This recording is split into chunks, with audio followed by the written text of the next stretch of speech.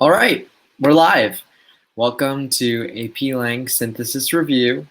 We'll be doing body paragraphs in today's stream, covering how those work and what you can do. For those of you that are watching on the replay, hello. This stream will last hopefully about 40 to 45 minutes, and I highly encourage you to be actively participating. Already I saw that someone filled out the poll. Thank you for letting me know. Because my spring break, I think the majority of Texas has a spring break this week, which has been great, but I know that every state does it differently. In fact, I think New York and Massachusetts have February breaks. That's pretty cool. Don't have that. All right, so I guess we'll get started with some of the stuff coming up. So first of all, as you know, Fiveable has a lot of different subjects that we cover. So for instance, in an hour and a half, there's going to be an update stream about COVID-19, where we usually have our current events slot. We'll be talking about the novel coronavirus and clarifying a lot of what's true, what's not, the implications, things like that. We have human geography and psychology on Tuesdays, so more of the social sciences. Wednesday is typically all of our science subjects, but this week we just have AP environmental. And then on Thursday, we have world history, US history, and European history. So yeah, pretty exciting stuff. Also, there's a lot of upcoming streams that are occurring with AP Lang. So we have our synthesis conclusion paragraph stream 1 week from today at the same time, 7 p.m. Eastern, 6 p.m. Central. And for those of you who are also dealing with daylight saving time, I know right now it should be 5 o'clock Central, but it's 6 o'clock. Everything's crazy. And then 2 weeks from today, we have rhetorical analysis review and practice. 3 weeks from today, we have addressing the counter argument. And then I think 4 weeks from today, we have the rhetorical analysis, multiple choice practice, or just what they call the reading questions on AP English language. So yeah, we have a lot of stuff coming up. And if you can't make it to these streams, if Mondays at 7 p.m. Eastern aren't a good time, Fiveable has gone completely free, at least for the time being, in March and April. So you can definitely come check out our replays. And that also goes for previous streams, like the introduction paragraph stream that was 1 week from today. So last week, you can go watch that 30-minute stream about introductions and stuff like that. Also, go follow Fiveable on all of their social media, because their Twitter, Instagram, and YouTube, great places to know about Fiveable reminders and things like that. All right, so let's talk about what we're going to cover in this stream. So as I mentioned earlier, it's going to be about 40 minutes. We'll start off with an overview and a rubric. Then we'll talk about how to write the actual body paragraph. That includes 2 types of paragraphs that we're covering in today's stream. One is the content paragraph. The other is the counter-argument paragraph. We'll go into more detail in a bit. We also have some samples, and then we'll be doing practice. So this is where I'm going to let y'all know it's going to be a lot easier for you to use a computer than use a mobile device, because typing out a 3-sentence paragraph or even a thesis statement is pretty difficult on your phone.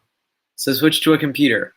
Also, now that we have some more people in a 300% increase, I'm going to tell you right now that I want to make this interactive as much as possible. So it'll make it more fun for you and for me if I'm not just staring at the screen and talking for 45 minutes. I highly encourage you, interact. When I say hey, what's a good thesis statement? Reply in the chat. I'll wait 30 seconds or so. Because in the past, we've had some streams where I'll say that some people may have forgotten that they were on this live stream. Maybe they fell asleep. So I was just sitting here waiting for answers and I didn't get any. So please try and be as interactive as possible, because that's how you'll learn and that's how I kind of gauge what's going on.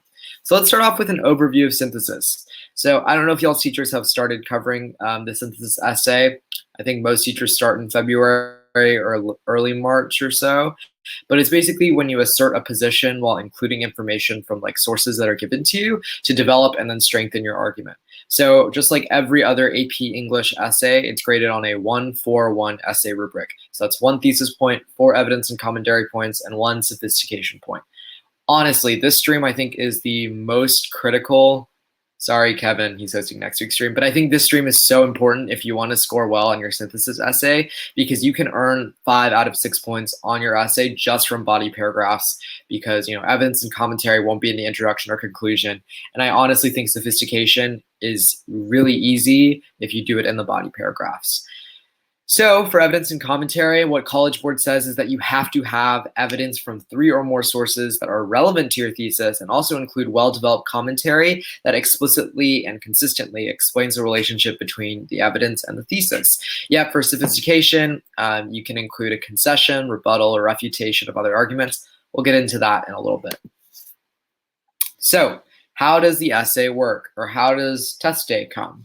So basically, whenever you show up, you'll take your multiple choice section first. That's an hour to do 45 questions, and that's, I think, 45% of your exam score. Then 55% comes from free response. So you'll be handed this packet right here that I was lucky enough to get back.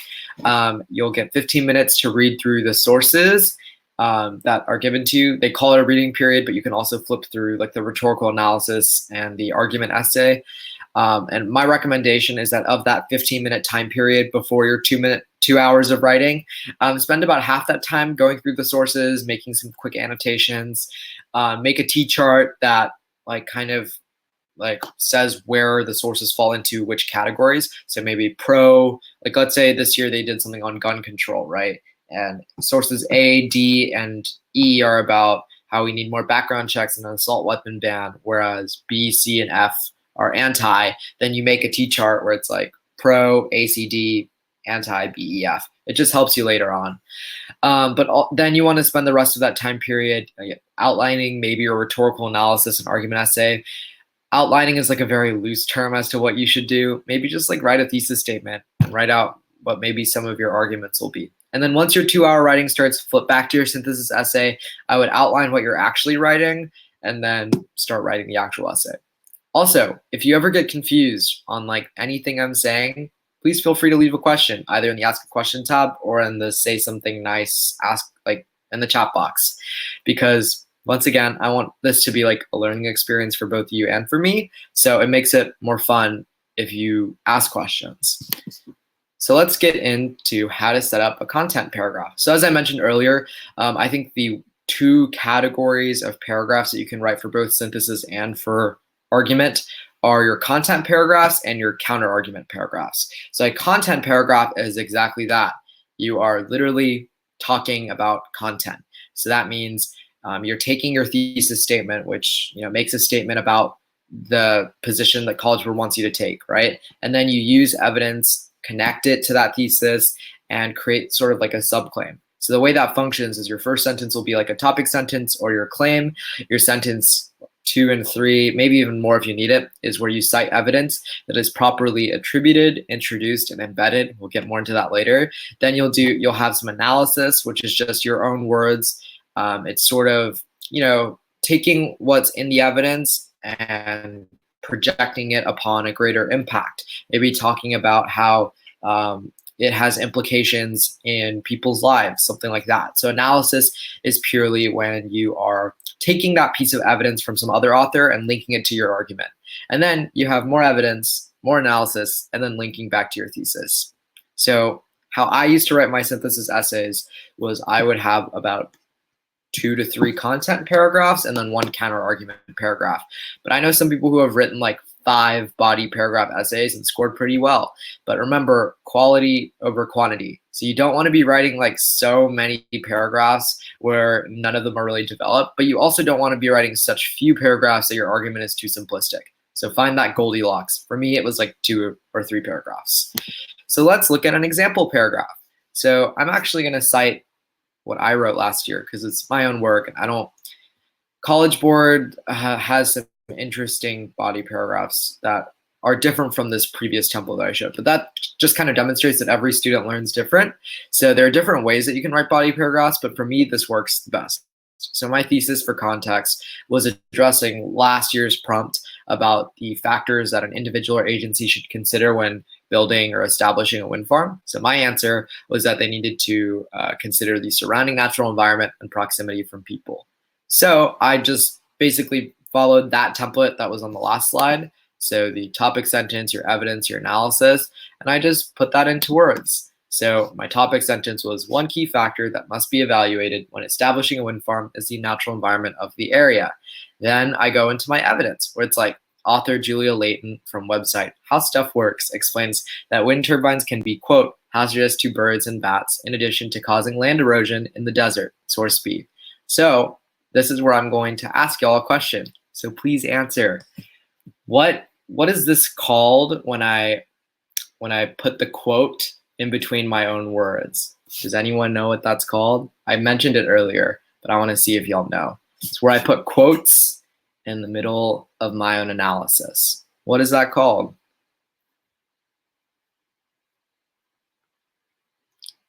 Fatima answered, embedding a quote. Olivia answered, embedding evidence. Great job, guys. That is the correct answer. Build-in quotations, that's also true. Yeah, good job. I'm so proud of y'all. You know what you're doing. And by the way, this is how you score well on the exam, by using embedded quotes rather than hanging quotes, where you're just saying source B says, quote, wind turbines are hazardous to birds. That's boring. You want to be enthusiastic. And then after my quote part, I talk about the natural environment is important because there could be a variety of consequences of hurting the environment when you build a wind farm. And then I link back at the end. Thus, it is important that the surrounding natural environment is prioritized when establishing a wind farm. So that's actually half of the body paragraph I wrote. I just didn't want to bore y'all with a wall of text, which is already nearing the border of. But what I did in my body paragraph was I would have 2 body paragraphs with 2 sources each. So that way I would cross the 3 sources threshold and have 4 in my essay as a whole. So I would I'd do topic sentence, evidence analysis, link back. Some people would do 1 piece of evidence per paragraph. That works too. It just depends on how much analysis you can write. So yeah, that's pretty much it for a content paragraph. I hope that makes sense. If it doesn't, feel free to ask for clarification, because I'm here with you until 7:40 Eastern, 7:45 Eastern, so we can make it as interactive as possible. But for the time being, we'll move on to the counterargument paragraph. So your first sentence will be the topic sentence as usual. Your second sentence will be a concession. Your third sentence will be a rebuttal, and you'll link back. So I don't know. Sorry, I should give some clarification first. A counterargument paragraph is where you kind of strengthen your argument by saying, yeah, this other viewpoint, this other perspective has some validity. However, you then respond to that possible counterargument by rebutting or responding and using your own analysis. So, for instance, in this example, my topic sentence is, as society becomes more cognizant of climate change and the need for cleaner energy, it's more important than ever to focus on diversifying our energy sources to prevent a climate crisis. So then my concession, or where I'm saying, oh, this is a valid argument. Some assert that the economics of wind farms should be prioritized before any other consideration. In fact, Ronnie Mola illustrates in her graphics that wind power retains 1,164% of energy input when converting to fuel, source F. So as you can see here, my counter-argument paragraph is including sources, because that's really what a concession is. You're saying this viewpoint from this author is true, but then you respond with the underlined text. However, considering the harms to the natural environment and surrounding human populations is more important than economics. That doesn't make sense, or actually it does, you just have to read it the right way. Considering the harms to natural environment and surrounding human populations is more important than economics, as potential negative implications should be evaluated prior to broad economic statistics. And then I link back to the thesis at the end. So that's pretty much it for a counter-argument paragraph. But I'm going to ask another question. At the beginning of the stream, I mentioned 1-4-1. So when you provide a concession, a rebuttal, a refutation, what point do you earn as a result of doing this? Answer in the chat.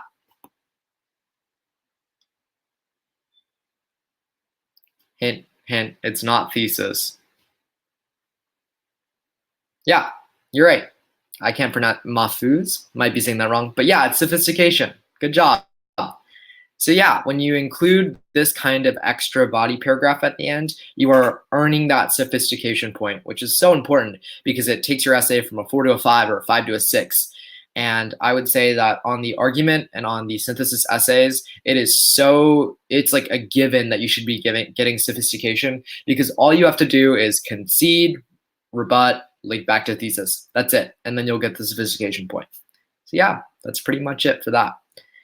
All right. Oh, that's so great. See, I do have some experience with difficult names. I'm glad that I pronounced it correctly on the first try. Woohoo.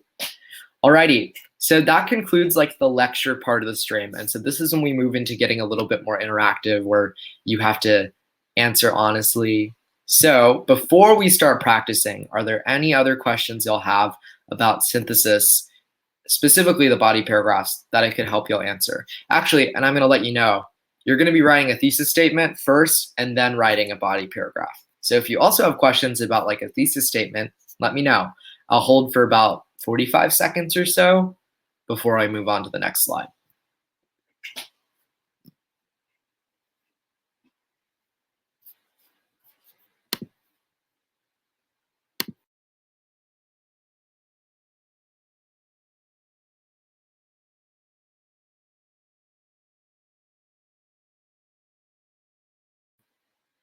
And while I'm waiting for questions, leave like an emoji in the chat for your current emotion on like synthesis, I guess. So maybe a thumbs up if you're confident, like a thumbs down if you're not confident.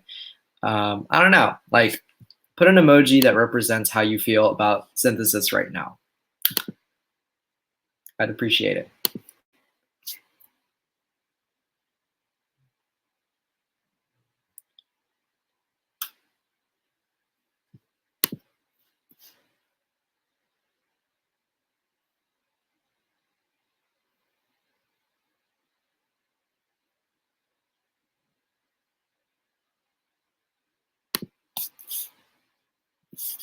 And that's my current emoji.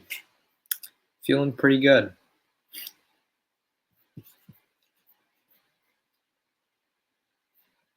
Ooh, I like that.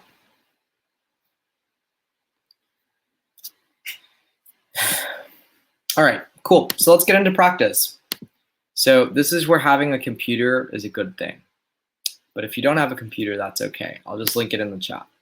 Well, either way, you're going to access a URL. So write a thesis. So first, I'm going to give you all like 2 to 3 minutes to answer this prompt. You can read it on your own. But basically, all you're doing is answering this question. An essay that evaluates, whoops, don't know why that's going there.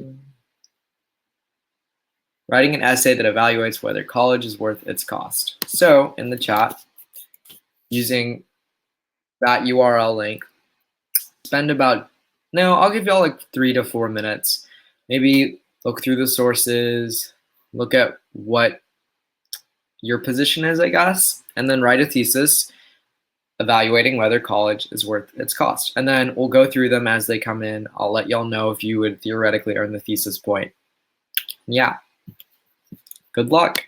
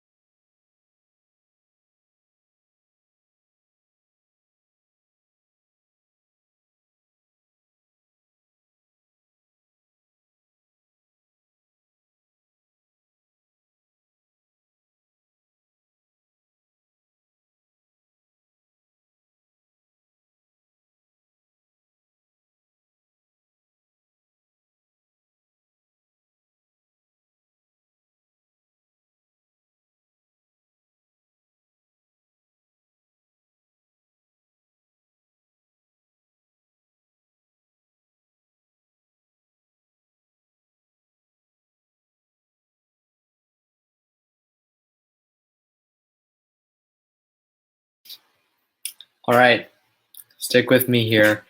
If you have somewhat of a thesis, go ahead and put it in the chat. Doesn't have to be that great, as long as it states a position and it doesn't like play both sides. I'll paste mine in about 2 minutes. I just want to see what y'all came up with first, and then we'll move on into the actual body paragraph writing.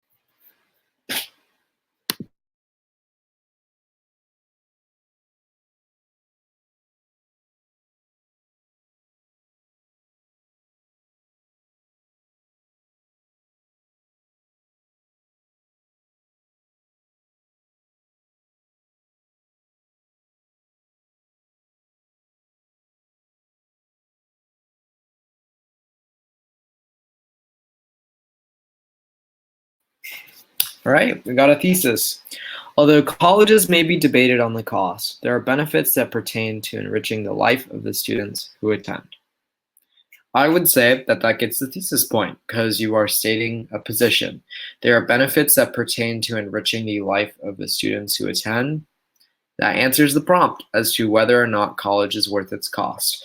I would say, though, that developing a line of reasoning in your thesis isn't a bad idea. So what that means, Mafuz, is that basically what you're doing is you are stating what benefits, what the benefits are. So there are benefits that pertain to enriching the life of students who attend, including X and Y. And I think the although part is really good. And that sets you up for success too, because on argument and synthesis essays, you can often talk about the although in the first body paragraph and then talk about the actual like thesis. So the second, your actual independent clause in your second body paragraph. So that works too. I'll go ahead and paste mine. College is worth its cost as it provides access to higher skilled jobs and gives students the tools to succeed in multiple fields. So this is where I'm sort of providing that line of reasoning, because my first provides access to higher skilled jobs. That's literally going to be my first body paragraph. My second body paragraph will be giving students the tools to succeed in multiple fields. So yeah, that's pretty much all there is to the thesis statement, making sure that you're answering the prompt. All right. So now, if there aren't any questions, we'll move on to the actual body paragraph writing. So with those 6 provided sources, all I want you to do is write a topic sentence, cite some evidence. Did I say topics? Yeah, topic sentence, cite evidence, and then provide analysis in a 3 to 5 sentence paragraph. Because I know that it's not realistic for me to assume that y'all can like write a full-fledged 8-sentence paragraph. So just keep it short, 3 to 5. So all you gotta, you can go back to that PDF, maybe write your topic sentence, cite some evidence, and then provide some analysis, and make sure you link back to your thesis. That's it. And I'll give you all 5 minutes on this as well.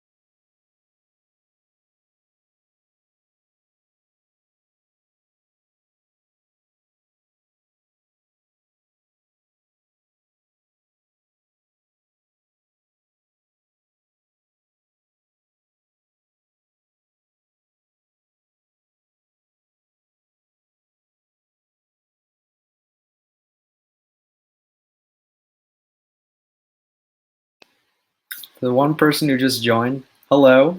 Right now we're just writing, 2 people who joined, hello.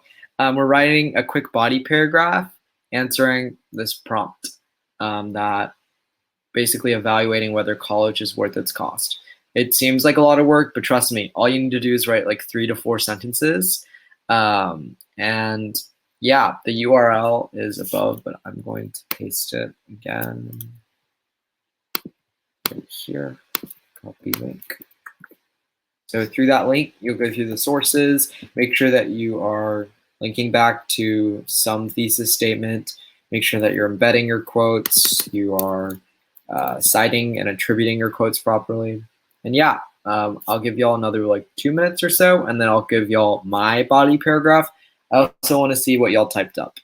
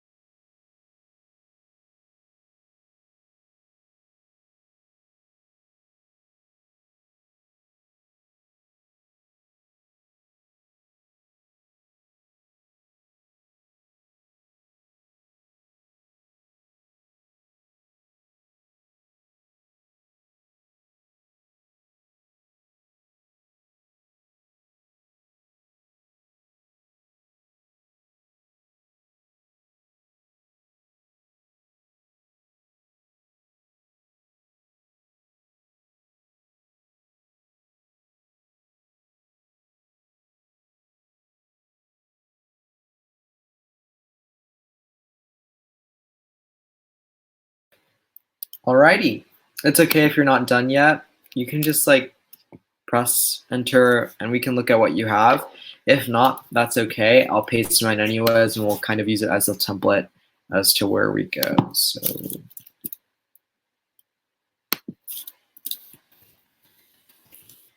paste it real quick.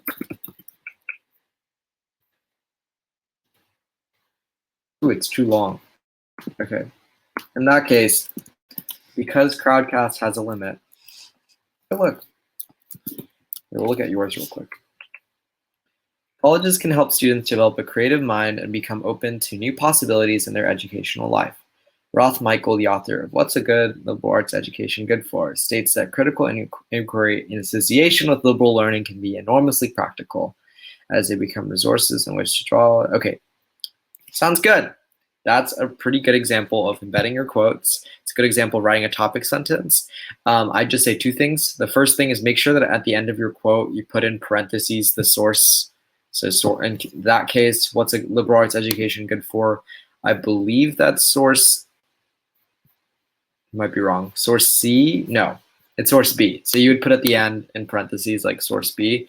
Also, make sure that you have a little bit of analysis at the end. So link that back to that statement. So you could say a liberal arts education is incredibly beneficial as students are able to explore different pathways within a curriculum that requires you to check out different disciplines or something like that.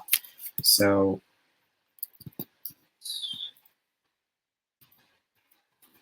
let me just do this real quick. So here's mine. So college provides students access to higher skilled jobs. In fact, David Leonhardt of the New York Times corroborates this, citing a study conducted by the Hamilton Project which found that college tuition in recent decades has provided an annual inflation-adjusted return of more than 15%. And then I go into commentary. So that's the evidence and commentary, the commentary part where I say, this is important, this is crucial, as it exemplifies how the cost of college is ultimately outweighed by the fact that you are able to access higher paying careers in the long term. Therefore, having a 4-year college education sets you up for success with the ability to earn more than a living wage with a degree. I hope that makes sense. But yeah, that's like your basic 4 or 5 sentence structure for a body paragraph. So that technically concludes the end of the stream. So besides that, do y'all have any questions about AP English Language, about Fiveable, about the AP exam, about school? Because I typically reserve the last 5 minutes or so to answering any questions y'all have about anything, regardless of topic. So yeah, we'll spend the next 5 minutes answering questions. So feel free to leave them in the chat, ask a question tab. I don't have a preference. It's up to you.